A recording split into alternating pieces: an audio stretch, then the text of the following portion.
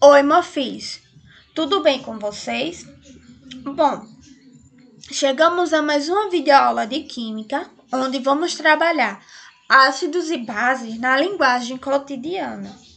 Vejam só, um exemplo de equilíbrio que é fundamental para entender o comportamento de vários sistemas, como por exemplo o sangue e os oceanos, é o equilíbrio ácido e base.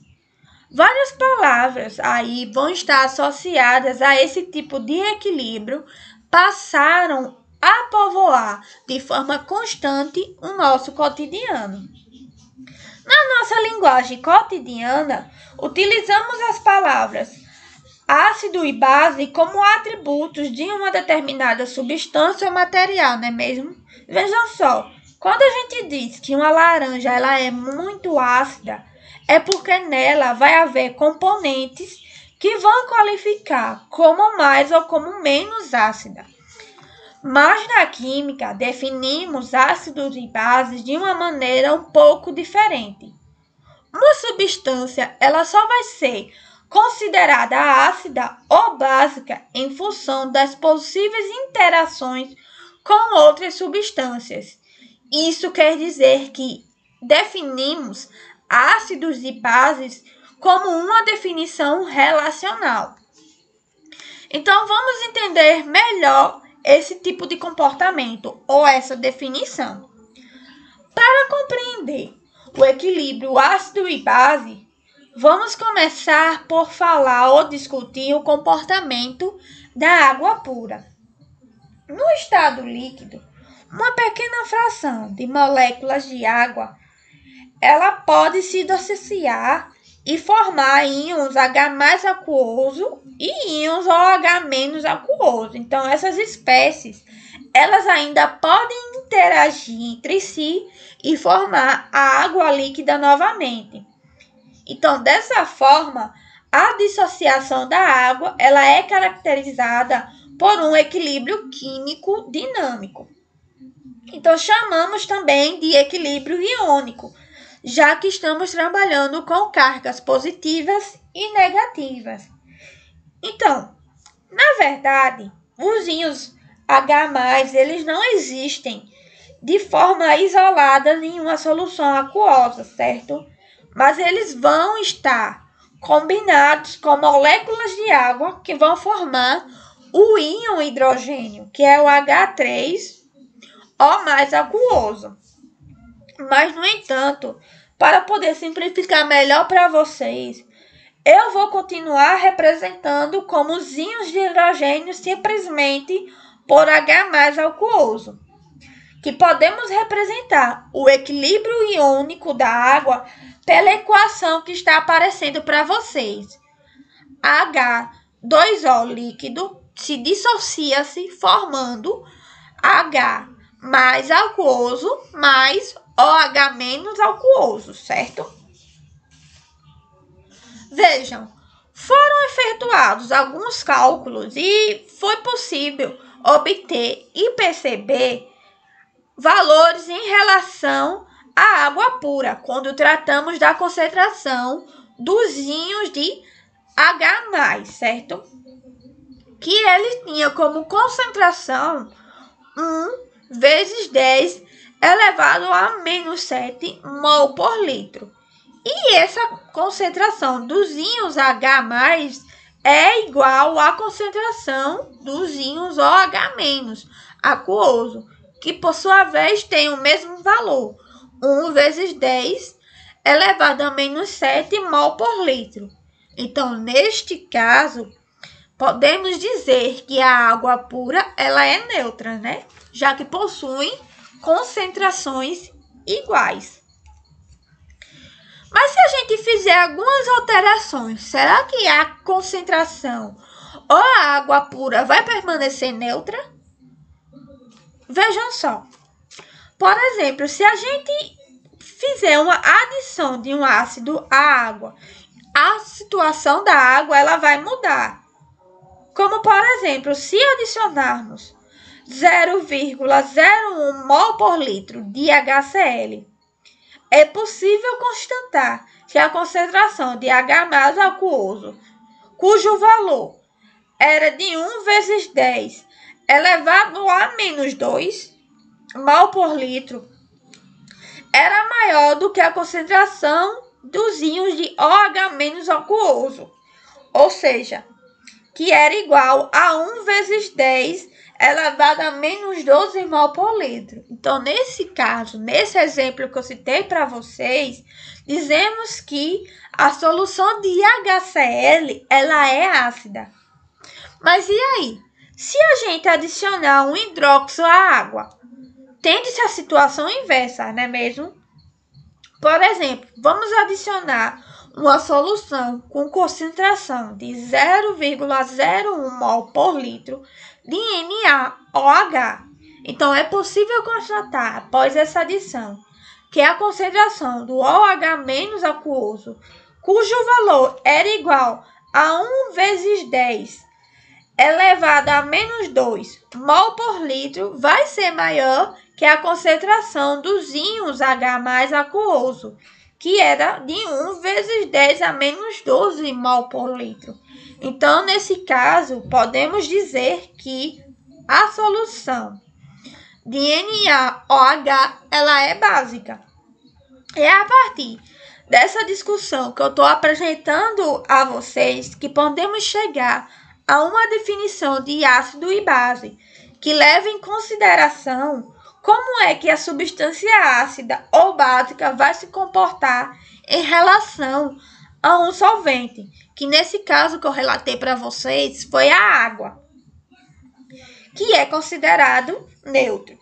Então, a vantagem dessa definição é que ela vai considerar que a propriedade de ser ácido ou de ser base não é algo inerente à substância, mas define-se como um comportamento da substância em relação à água.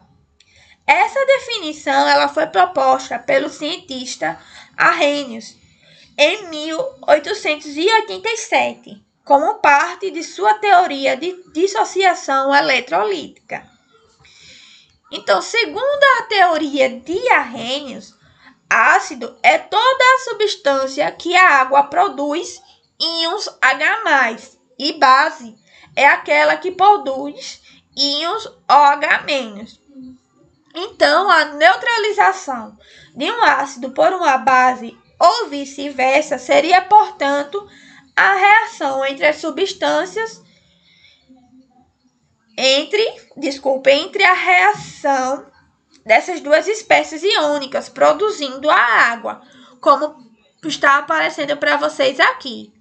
Íons H+ aquoso mais os íons OH- aquoso formam a água.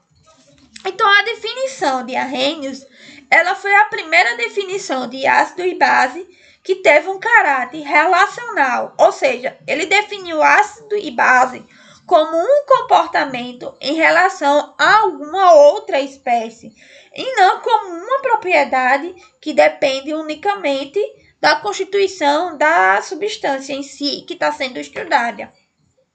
Então, antes dessa teoria de Arrhenius, pensava-se que as substâncias ácidas seriam aquelas que continham o hidrogênio.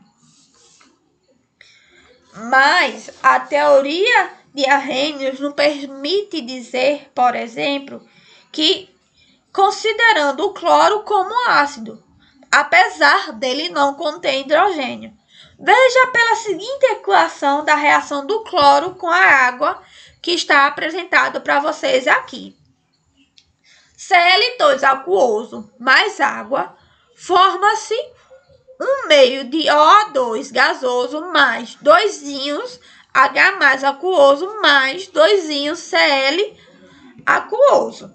Então, é a partir dessa teoria de Arrhenius que várias outras teorias de ácido e base começaram a ser propostas, começaram a ser apresentadas. Então, todas elas com o mesmo caráter relacional, ou seja, vão definir ácido e base como um comportamento de uma espécie em relação a outras espécies.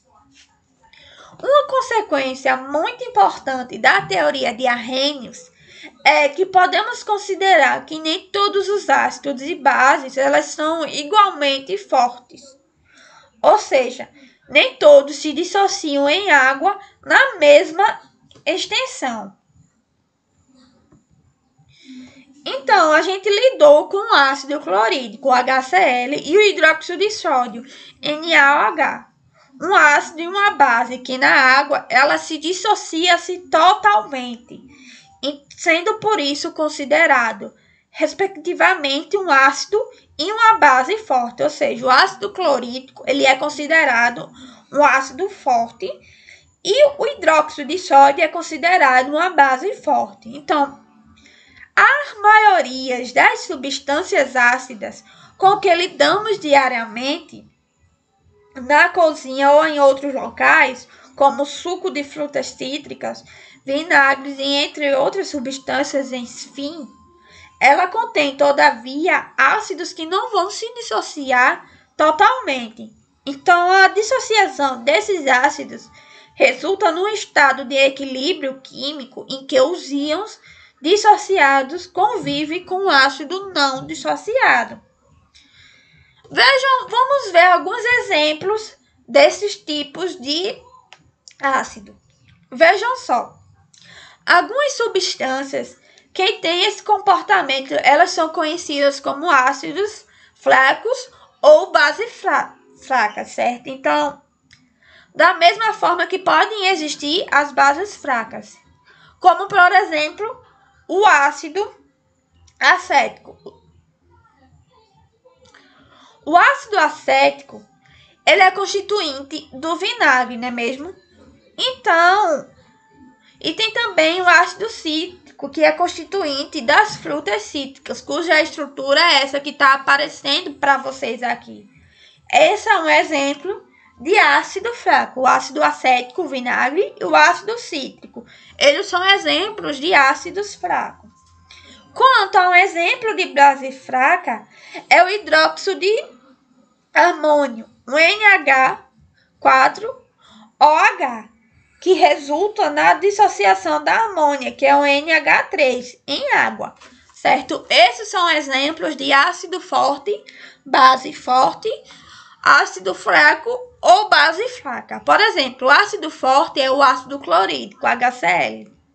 Uma base forte, o hidróxido de sódio, NaOH.